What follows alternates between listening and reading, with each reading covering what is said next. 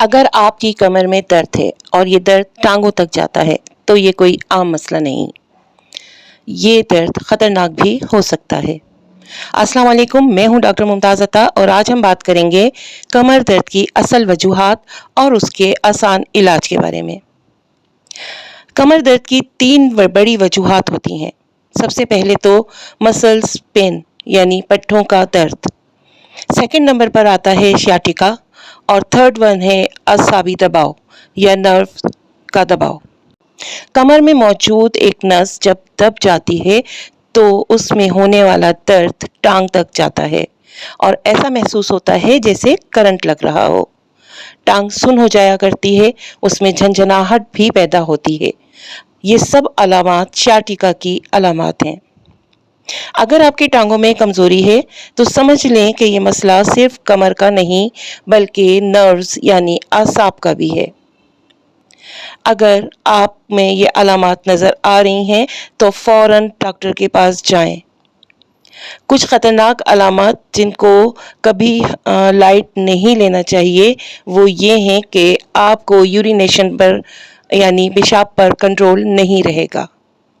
آپ کی ایک ٹانگ کے ساتھ ساتھ دوسری ٹانگ بھی سن ہونے لگ جائے گی، اور اگر کوئی انجری ہو گئی ہے یا کوئی ایکسیڈنٹ ہوا ہے اس کے بعد ہونے والا درد، اس کو بھی کبھی لائٹ نہیں لینا چاہیے اور ان تینوں صورتوں میں ڈاکٹر سے فوراً مشورہ کر لینا چاہیے۔